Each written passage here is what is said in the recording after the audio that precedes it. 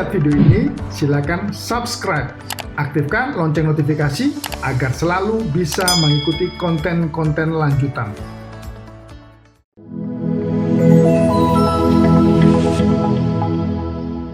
Salam sukses sahabat sadar makmur. Kali ini kita kedatangan tamu, orang muda yang hebat ya. Beliau ini adalah founder dari Accent University.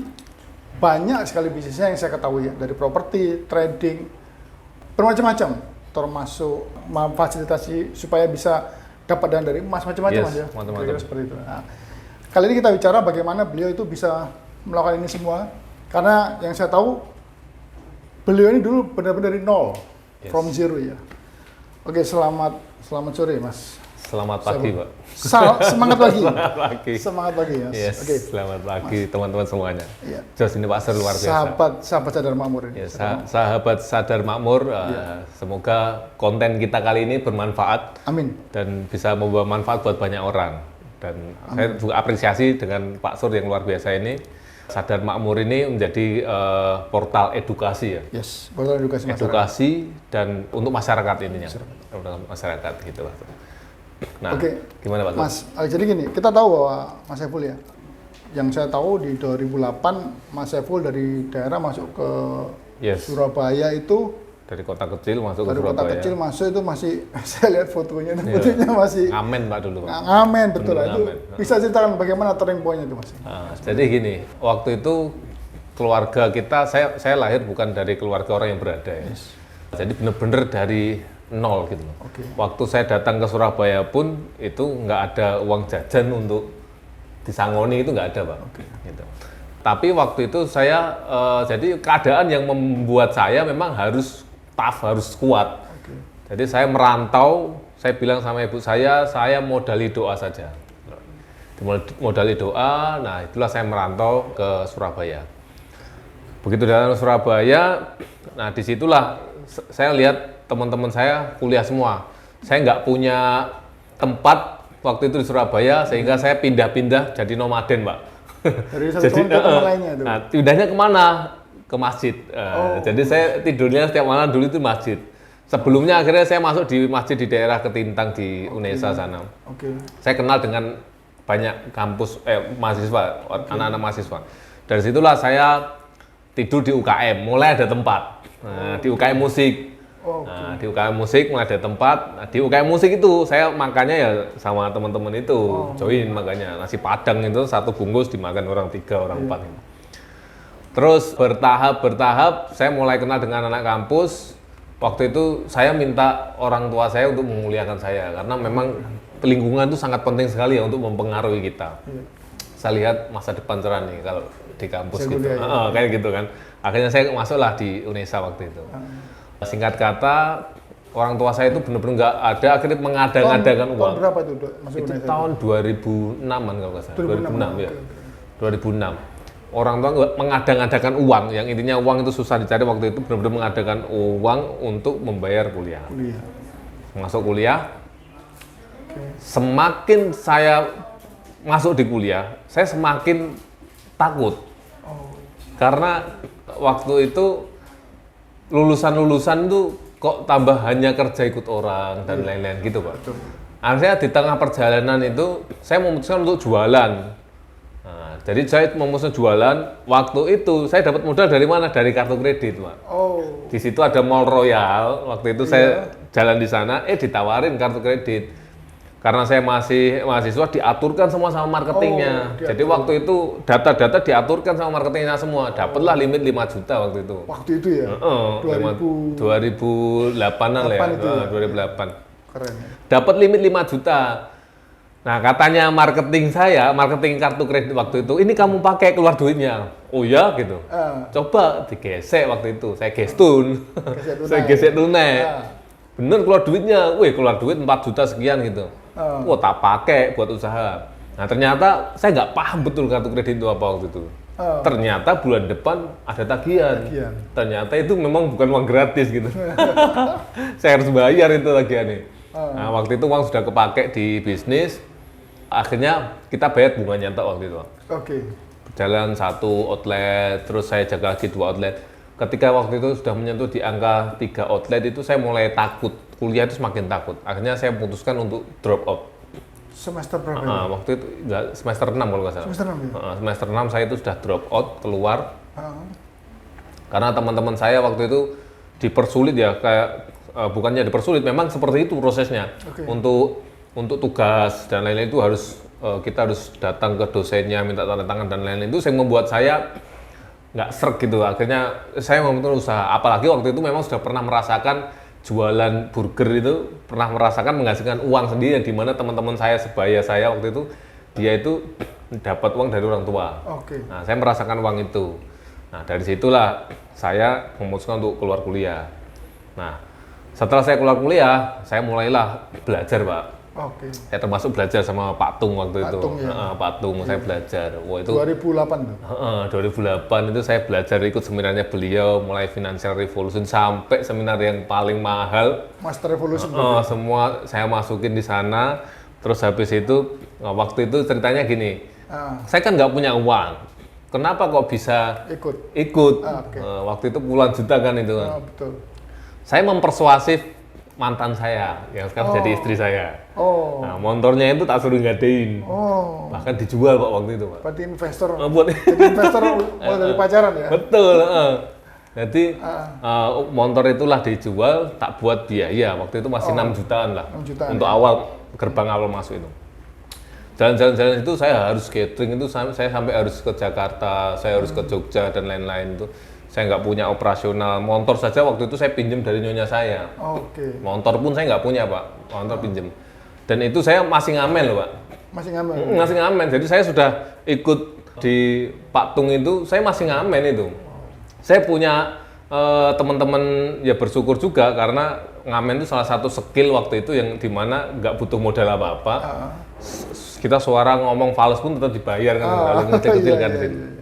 Tapi dari situ saya semakin sadar, begitu circle saya berubah, nah di situ saya mulai benar-benar main bisnis yang, berarti bisnis itu harus ada bisnis yang bisa dimassal.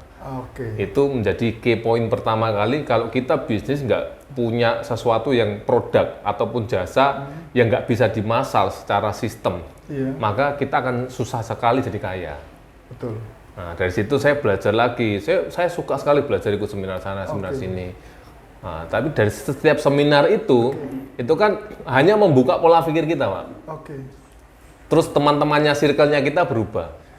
Nah, dari circle itu berubah, otomatis memaksa mindset kita supaya ikut di channel yang berbeda. Iya, betul. Sing memang nggak nyaman, tapi itu membuat kita berkembang.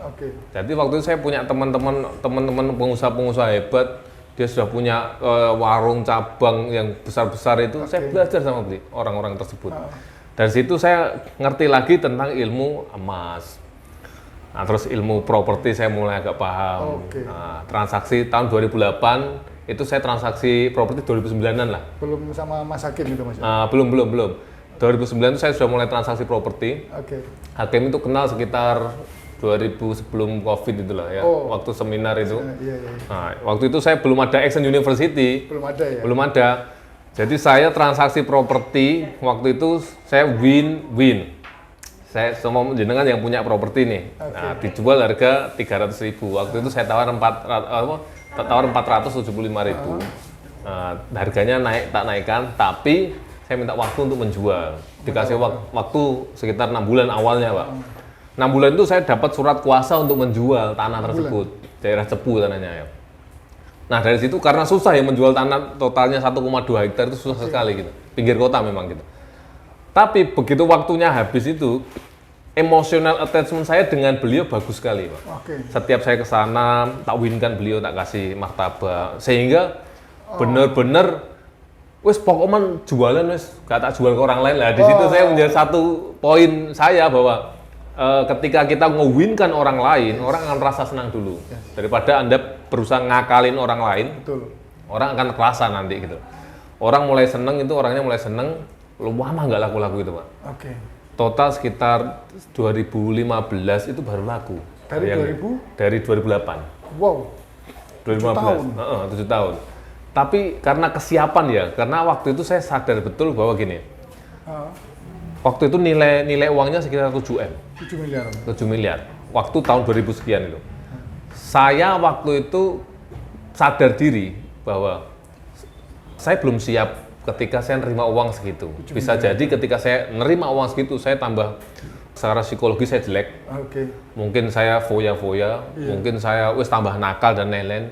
Jadi mungkin Tuhan mempersiapkan saya belum saatnya pegang duit segitu.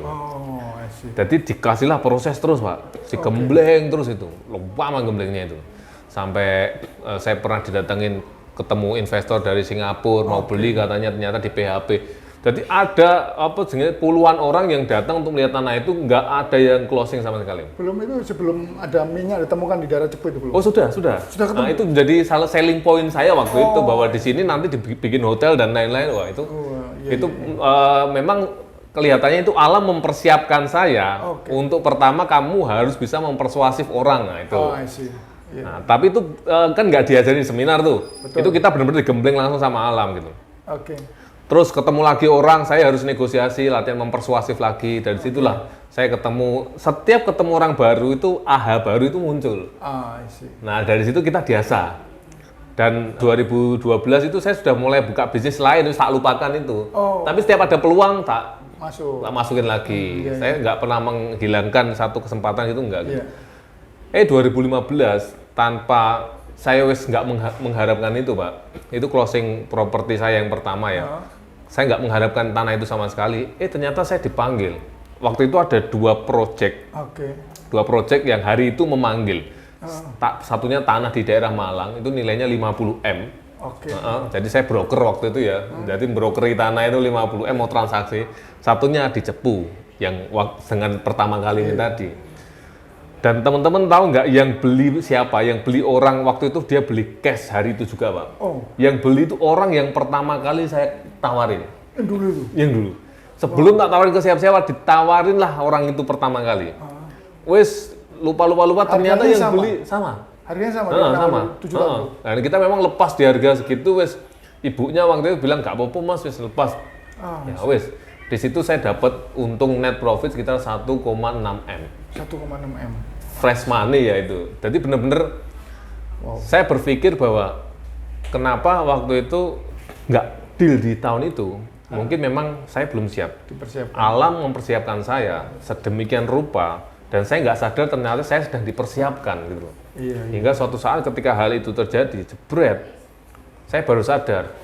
Ketika saya pegang uang itu, saya sudah nggak menggebu-gebu lagi karena waktu itu saya sudah pernah transaksi berkali-kali ya, sehingga uang segitu itu rasanya nggak muluk-muluk waktu itu, Pak. Intinya nggak, sudah pegang uang segitu aman lah bagi saya gitu.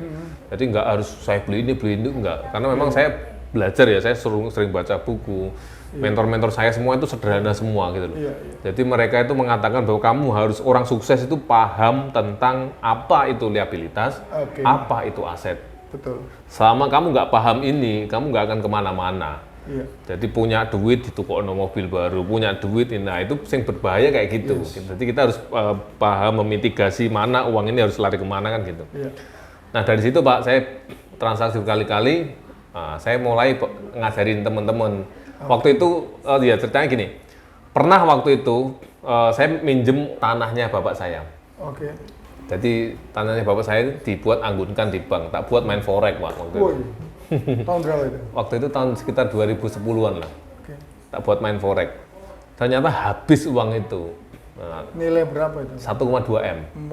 Jadi 1,2 M itu habis. Waktu itu di Bank BRI. Saya ditagih-tagih, bukan saya, orang tua saya ditagih-tagih. Tapi waktu saya merasa sangat bersalah sekali karena mau sore, waktu itu mau disita rumah dan sudah diplang, Pak.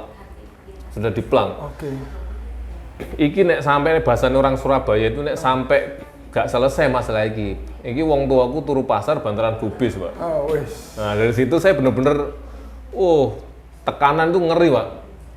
Tapi hebatnya bapak saya waktu ngomong gini, kamu umur waktu itu kan umur saya masih muda sekali ya. Waktu itu sekitar 22-an. Bapak ibu saya shock gitu. Nah, bapak saya tenang gitu. Kamu umur segini dikasih masalah seperti ini. Ibarat kata nggak mungkin Gusti Allah itu ngasih kamu cobaan yang tidak siap. Pasti dengan seumuranmu sekarang itu orang pada enak-enakan nongkrong. Dengan umurmu sekarang kamu dikasih cobaan nilai 1,2 M ini, pasti Allah sedang mempersiapkan sesuatu yang hebat di masa depanmu. Itu aslinya saya down, Pak. Begitu saya diomongin seperti itu, mulailah saya semangat. Iya gitu, masuk akal juga. Waktu itu saya belum siap megang duit. Ada peluang forex, waktu itu masih rame-ramenya investasi. Saya masuklah ke orang tersebut. Saya nggak mempelajari apa itu forex dan cara kerjanya seperti apa. Saya titipkan saja uangnya. Ternyata dia main komisi. Nah, dihabiskan uang saya di sana, weh. Nah, dari situ wes kacau komisi semua. Lot, ya. Komisi lotnya dia makan semua. Di lotnya di satu hari harusnya transaksi 1 kali, dia nggak, satu hari transaksi 9 kali, 10 kali. Jadi BEP dilepas. Jadi habis kena swap gitu ya, terus BEP lepas, kena komisi spread itu. Iya. 0 langsung dilepas, berarti kan makan sendiri dia, Pak. Kurang ajar. Nah, itu dari situ saya masih belum paham. Wes intinya duit saya habis. Nah, kok ternyata hutang, saya nanggung utang itu kan sampai lama, Pak, sampai 2015. Dari 2012? Ya, dari 2012. Sehingga 2015 kan ada pencairan kan tadi kan 1, sekian M tak buat ke sana sudah selesai dapat. Tapi proses 2012 sampai 2015 ini proses pendewasaan yang luar biasa. Oke. Itu kalau nilainya itu miliaran, Pak. Jadi bagaimana saya tahu satu ilmu di mana ketika rumah kita macet atau kredit apapun ya, ketika kita macet rumah nggak disita itu gimana caranya? Oke. Ternyata ada caranya di situ. Nah, dari situlah saya mulailah negosiasi. Memang saya dipertemukan di waktu yang tepat dengan pembelajaran yang tepat. Alam mempertemukan saya seperti itu gitu. Karena waktu itu kepalanya Bank BRI sendiri yang datang ke saya, IBA mungkin ya, dikasih tahu, Mas, rumahmu ben gak kesita gini, pakai cara ini gini. Dikasih tahu lah Pak saya. Saya coba negosiasi, betul, mulai restrukturisasi, suspend dan lain-lain, di reschedule. Dari situ saya ngerti cara menggunakan alat tersebut. Nah, 1 poin masalah selesai, saya dapat ilmu baru yang nilainya ngeri nih, Pak. Nah, waktu itu ada teman saya yang macet juga. Dia punya rumah di Gresik, punya tambak di sana. Rumahnya mau disita, tambaknya mau disita. Tak kasih tahu karena pengalaman saya sudah selesai kan. Rumahku nggak disita, itu pakai cara ini. Dipraktekkan sama dia, berhasil, Pak. Wah. Berhasil. Terus ada teman saya yang lain, tak kasih tahu juga, pakai ini. Nah, dari situ temen itu manggil teman-temannya semua yang bermasalah. Sekarat-sekarat itu mau gitu. Dying semua. Akhirnya di situ. Dan situ saya ngajarin.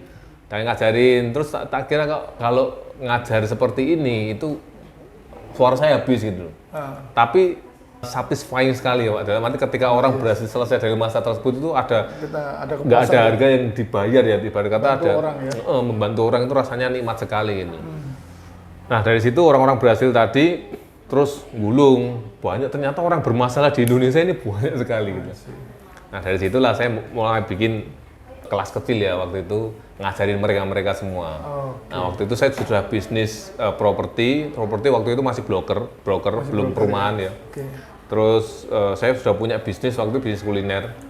Nah, disitulah saya semakin paham bahwa ternyata di dunia ini kita itu kayak gini, uang itu hanya alat, properti itu hanya alat, bisnis itu hanya alat. Betul. Semuanya yang ada di dunia ini itu hanya alat. Jadi kalau alat, kita harus ngerti cara menggunakan alat tersebut, kan gitu, Pak. Orang pegang uang, ada nggak orang punya uang tapi nggak kaya-kaya? Banyak. Betul. Orang punya uang gampang berkat. Ada orang punya properti banyak, warisan, tapi properti nggak jadi apa-apa, jadi liabilitas. Nah, ada orang punya emas banyak, tapi nggak jadi apa-apa, karena itu semua hanya alat dan mereka belum tahu saja caranya menggunakan alat tersebut.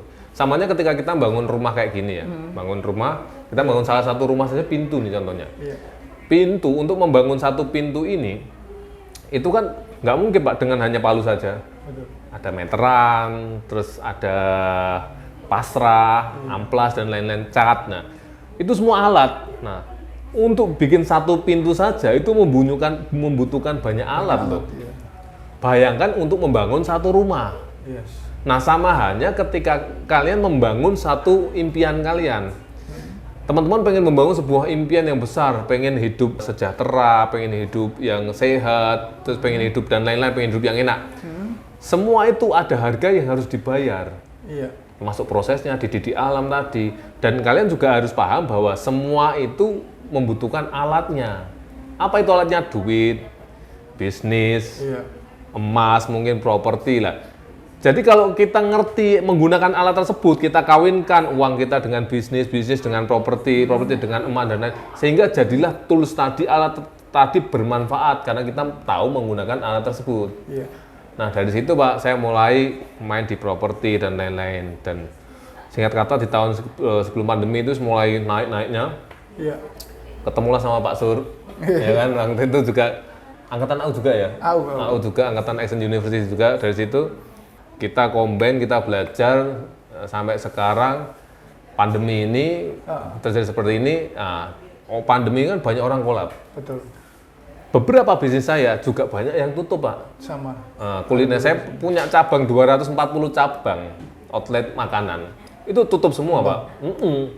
Tapi ada satu bisnis saya itu yang wood langsung naik. Contohnya properti gitu loh. Jadi kalau kita lihat hari ini properti itu kan peluang yang sangat besar. Jadi waktu itu saya melihat bahwa memang kesiapan kita itu memang diuji. Nah, kita tahu cara menggunakan alatnya. Begitu pandemi datang, itu ada peluang di properti. Waktu itu perusahaannya langsung naik, naik. Terus saya akuisisi perusahaan baru yang namanya Everfresh. Everfresh. Nah, itu saya beli perusahaan tersebut, saya scale up lagi, saya besarkan lagi. Ya hingga sekarang ini kita mainnya langsung B2B, B2C juga main. Jadi sebenarnya banyak sekali alat yang kita gunakan kan, karena saya yakin kayak Pak Sur sendiri, orang melihat Pak Sur ini enak, sukses gini-gini, orang nggak ngerti prosesnya, dia hanya melihat 1%-nya saja. Dan saya yakin orang yang punya duit di rekeningnya itu 10 miliar itu kecerdasannya levelnya 10 miliar. Jadi kalau teman-teman belum ada duit di rekeningnya 100 juta saja belum punya, gimana kalian mau capai 10 miliar? Nek kamu belum melewati yang kecil-kecil dulu. Makanya belajar dari yang levelnya yang rendah dulu. Contohnya bisnis apa yang sekiranya bisa menghasilkan 100 juta gitu. Belajar dari level itu, nanti naik lagi. Yang intinya kesiapan itu harus dibangun dari sekarang. Walaupun COVID seperti ini saat yang tepat untuk membangun dari sekarang. Karena kalau nggak gitu ya kita bisa boncos Pak. Betul. Itu Pak. Betul. Itu.